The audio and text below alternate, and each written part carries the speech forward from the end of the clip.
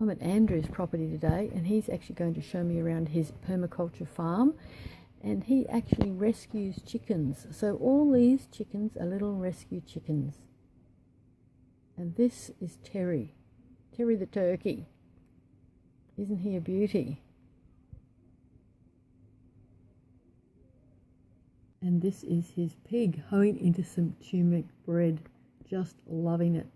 So I'll turn the sound on now as Andrew shows me around his farm.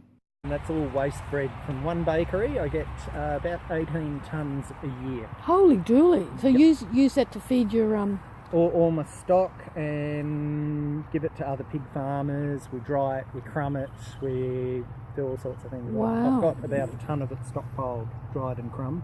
This is Andrew, everyone. I'm at Andrew's place today. He's selling me a mulcher to get rid of the mulch in my garden, but he's got a fantastic setup here where he's doing like a permaculture garden everywhere and rescued chickens. Yep. You can even see my rescue chicken video on Vicky's site. I'll add the turkeys. Yeah, I'll add the link. So we're going to have a little walk around his garden. So these are some of our early mulch piles, but the very early mulch piles are here, and the best one, this is all green waste from garden tidy bags. So What you mean from people's houses? From people's houses. So there's a lot of plastic and rubbish in it, so you have to pick that out over the years. It all surfaces. The chooks have all raked this beautifully. What, did council give you that or something? Or No, I just approached one of the operators, and okay. They're really good. They pick out as much as they can see, and so. But over there, you'll see just a massive amount of bananas. And so what? You get all the waste and you just pile it in a big pile. Yep. And then you just let it sit. I let it sit, and then I come and I turn it over. This was never turned over though. So Right. And that takes a few years then, really, doesn't it? quite a few years. Yeah. This is 4 years old. Originally, it was about 2 metres high. This pile here. Oh, really? And so it's really 2 metres high and it's dropped down to virtually nothing. So, and it does come with some very interesting weeds, which you really do not like. Is that a passion fruit? It's a beautiful passion Is that fruit. the vine there that strangled that tree? Yep, that's Wow. it. It's going all the way up there. It hasn't quite strangled the tree. There was a Majura, or otherwise known as a potato vine, growing up through here too, and that takes a lot of surgical work to remove that, because every time you pull on it, it just rains down potatoes, and each one of those creates a new vine. It's the most horrendous thing around. Every leaf has got like a little potato, and then in the ground there are all these other potatoes. So you can virtually grow potatoes above ground though? They are edible, but it is one of the worst weeds you'd ever want. They will overtake a tree and just break it down. My neighbour's got quite a bit growing up in her trees, and it'll break down a eucalypt tree through the weight of it because it's so succulent. So this has recently all been cleared out, but That looks like a chook over there. What is it? It's not a chook. What is it? wait. Was that see that big black thing? Or is it a stump of something? Yeah, it's just a bit of fungus and a bit of stump. Yep. Oh, okay. Yeah, they do come up here. That's why this is all raked there. Oh, look at all the passion fruit floating around. Yeah, they look very similar. They look very like those passion fruit that are what do you call it? They're Panama. The ones that There's a passion fruit that they made that is able to be harvested by machines. It's not that type of passion fruit? Not that I know. It just looked a bit like because of the size and the shape of them. Yeah, I've actually missed all of these. These must have just come down recently. So Wow, there's a lot. Over few because we've just been planting a whole heap of ice cream bean trees. There's another one. And, Yep. And definitely take a few home yourself. So this plot hasn't done so well, and when the cyclone came through, it knocked over a lot of my bananas. But this plot, we've just harvested what was left over from the fruit bats there. With these bananas, I had a few come in with the mulch, so as they had the little banana pups, I chopped them off with a good post hole shovel. I've got a proper tool now for it, made by one of the permaculture people. And now I've just spread it into different clumps. So, and as you can see, it's just spread and spread and spread. Pretty much self-sustaining. Unfortunately, I didn't look after the irrigation, so my pawpaws are That reminds me rather poorly. That reminds me of my pawpaw. But you know what? I stuck one near a compot, Yep. and it had a big long root. It was about 2 metres away from the pot, Yeah, and had this just big long sorted root out. all the way over to the pot. Yeah. You'll see some over here, which are a little bit better over there. Oh yes, there's a So- beautiful one. Yeah. And I'm using this as soundproofing for the road and providing food. Yeah. Awesome. So, and I've recently found a supplier of wood chips who give us all the wood chips they can't sell easily. Yep. So we've been covering it, and it's just superb for weed control. Oh So right. now we've just planted this area out in little miniature bananas, full-size ladyfingers, some Asian varieties. I've got aubergines. That's a persimmon there. There are all sorts of garlic chives, onions, and a lot of ice cream beans spread out through here, which will become a reasonable sized tree. So how do you water this though, or are you using it like a I swale? don't at the moment because it's just got beautiful compost under here. The soil is black and rich, and these wood chips lock in the moisture. Okay. So the soil under here is clumping, even though we've had very little rain and everything was browning. We've only had about 30 millimetres in the last week. Which It's holding the water in there. it's just keeping the moisture locked in there. That's awesome. beautifully. As you can But see how do you know well- though what's in those chips though? I mean, what if they were wood chips that had been what do you call it? The timber, treated timber. These chippers only do chip trees, not Treated pine or no, anything. no. Okay, that's So all right. they then. don't do coppers logs and things like that Oh, because okay. they'd be full of nails and bolts and things, and that would ruin their equipment as Yeah. well. No, these are arborists, so they take trees down and they chip them. They also do palms and things like that, and when a lot of these end up really stringy and they just can't sell these chips, so Perfect for you. I'm lucky enough Yeah. to be in the right place, near enough to population but far enough to have affordable land where it was. Well, I was back going in to say the it's a 90s. nice block of land, and just near Bribie. How lucky can you be? Exactly. So I've got the population, enough people who are interested in doing all this. Yeah. So there's some of Andrew's compost. What do you call them? So piles. Compost piles. They're going to be, the permaculture group has now planted bananas all around there. So is that And- going to be your main crop? Is it that you're going to try and No, make they're and sell? going to. They're probably once we grow enough food for ourselves, we're going to look at perennial salads and spinaches and things like that, rather because Queensland's not so good for growing salads in. Oh, okay. Once it gets over 28, they tend to go to seed.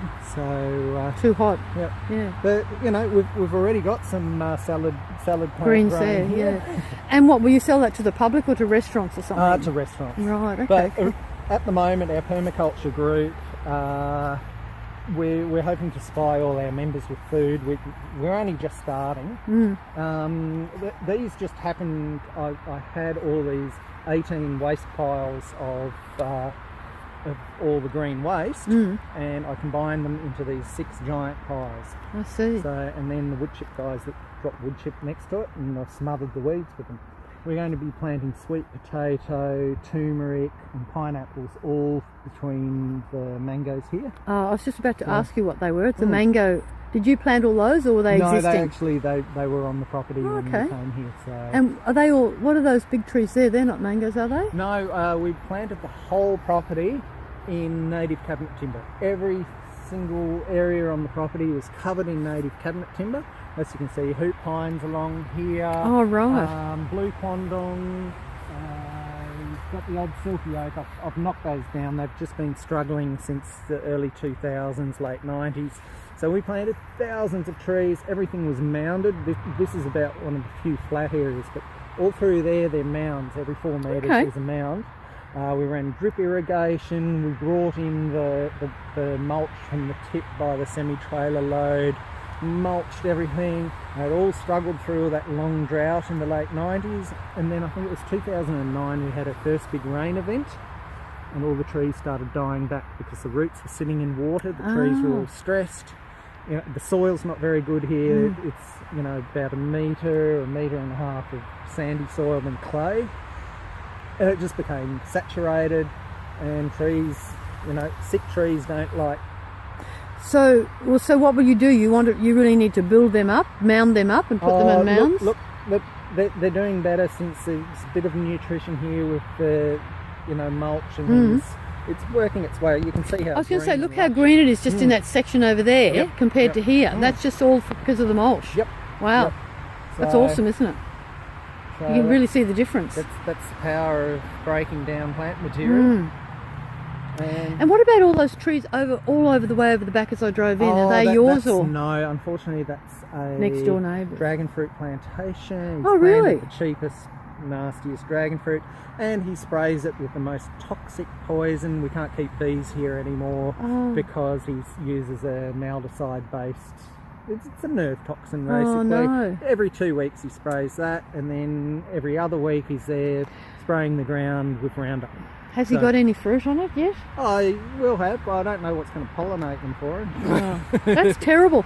So how's he going to sell it then? He certainly won't be able to sell it as organic. Oh God, no. He's just going to sell it cheaply. But the problem is that Vietnam is now allowed to import them. Right. So our proper permaculture area is on the other side of the driveway, and you'll see these mounds. They're a hugelkultur mound.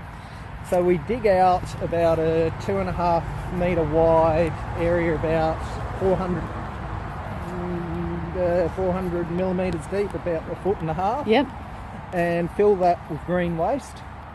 Then we lay a stack of logs on it in a pyramid style. Yep. And then we put more green waste and infill it with sticks. We drag the soil that was in the hole back over that. Then I've got the compost mounds from the broken down garden waste. Put that over the top and then do a layer of wood chip. Awesome. And that's all. This is a little experimental area where you can see the ground here is very barren. Yep. And over here, this was just one truckload of green waste, and I ran my flail mower over it about 20 times and ground it all up. And this is what it's done. Awesome. But interesting you talk about hugelkultur too, because that's exactly what I'm trying to do. This is sow thistle, which is great for pain relief and quite delicious.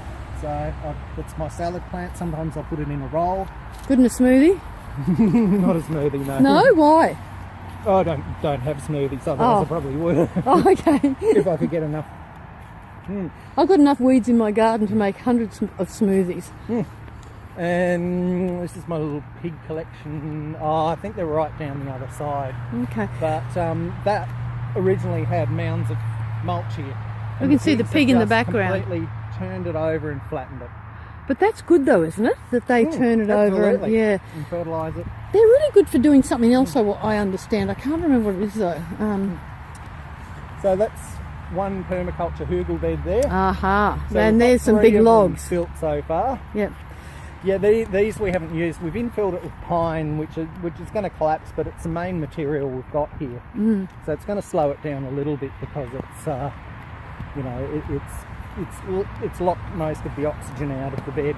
Oh right. So it'll just decompose slowly and provide nutrients to the plant. So. Well, I've half done that in one of my bays at home, my experimental bays. But what I didn't do was dig a hole because A, it was too much hard work, and B, I was trying to save a bit of time. But what's interesting is because I did it on top of the grass, what happens when you water it, it runs out the bottom. It doesn't actually soak into the soil, which is interesting. Okay. So, oh look, here they come. Look, here come the piggies. There's some more permaculture stuff over there, everyone. Yes, so they're 25 metres long by 4 metres wide, those beds. We're going to plant fruit trees on top once they've settled a bit. Okay, they're looking pretty awesome though. Yep. Look at these little monsters. Hello. Hello. So this is Mum. Hello, Mother Pig. She's precious. And that's her daughter, one of her daughters there. They're monster pigs. Oh, they're ginormous. And they love a belly rub. They're just so gentle and everything. And that's Sammy, and she's a rescue pig. Oh, and so do you get in there and give them a bit of a cuddle, do you? Hello, Mum. Oh, what? Don't like? She's got thousands of pumpkins down there in that area which I've just opened up. So once they settle in there properly, I'll close this area off. Oh, I see. And then I might even grow some corn or something. I don't know. They just ran back in here to say hello to you, yes, did they? yeah, they saw us coming. They thought, oh, you're bringing bread? No. So they literally have thousands of pumpkins down there. So when you leave, grab yourself a couple of pumpkins. There's some already harvested, so they're probably the easiest ones. Just make sure they haven't started rotting, that's all. Are those mosquitoes starting to come out or something? I noticed who knows? Who knows, yeah. And this is a bit of a mistake. My dad said, hey, let's leave the pines growing here. That was the original drain for the road, so I had to spend 2 weeks digging a new drain next to the road. So never grow pines, they strangle irrigation. Oh, do they? Horrendous things. So. They look nice as as a a wall of trees. And if you don't mow here, there'll be pines every 10 square centimetres. There'll be thousands of pines come up through the paddock. And so they just keep sprouting all the time. Yeah. Oh, so I'd rather have my paper bark, my she oaks. Yeah, okay.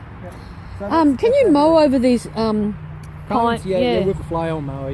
Even with the ride on it. Yeah, you kind of ride on kind of grinds them up a bit. But, so I interrupted you then. What were you going to say? Yeah, so we're aiming in about 6 years to have 26 of these beds. So oh wow! One every 2 weeks that we harvest and rotate, and so that's all going to be that area through there. We'll have but that's all edible stuff on there now, or that's just stuff, green perennial spinaches and some sweet potatoes and all sorts of different things. Okay, pretty nice, Andrew. So this one was built just at the beginning of the year. And then there's the next one there. There's the one that's only partially chipped that was built. We're waiting on more chips. And then down the very end we'll see bed number 4, which it's just gotten its green waste in there, and we're about to drop some logs in there once we get some helpers. Okay. It's a lot of work dragging the logs with the Land Cruiser and then placing them in there with the excavator. Oh right, at least you've got an excavator. Oh, you couldn't do it without it. I'm doing all this by hand at home, but I haven't got the big trees you've got, so you just could not do it without it. Yeah, not on this scale anyway. And there's more green waste down there. We've got a little dam over there where all those pine trees There's a little rabbit over through there. Oh yeah, we've got quite a lot of hares here. So, so do you catch them at all? Or? No, they're fine. They only have 2 offspring a year. So really, the hares? Yep. So that old thing about they're not like rabbits. No. So, and this is their some new pumpkins. Yard, which has got just thousands of pumpkins in there. We've just so you just sort of threw a whole bunch of seeds out there and let them all seed, or we were growing pumpkins to feed the pigs initially, and then they just self-sowed, and that literally, if you look over the fence there, just watch your step on the into the big drain here. Probably more obvious down here, but you'll just see. Look at them there. Wow. This is a thin spot up through there. And there's my slightly psychotic rooster coming to attack us probably. There's a pumpkin eaten out there. So the pigs love it, but is that all you feed them on then? That's all that you can see. They're just, Is that not enough variety in their diet then, just pumpkins? Oh, look, they're getting a bit of bread. There are all sorts of plants here. But what they do is they dig for worms. You can put a pig in a bare yard, and as you see, they'll just turn it over, getting grubs and worms. Oh, okay. So that's their protein that they also get. These are wobbler irrigators. They're incredible. See these 4 here? They come right up to the fence here. Very low pressure, very evenly spread for the water. They are the best thing out. They're I think those ones are $12 or $13 each at Bunnings, Australian made. Okay. They're a brilliant irrigator. Wobbler irrigators. Wobbler irrigators. That's all fed with 19mm hose. You just have to run it longer to get a bit more of a soak in. Yeah, okay.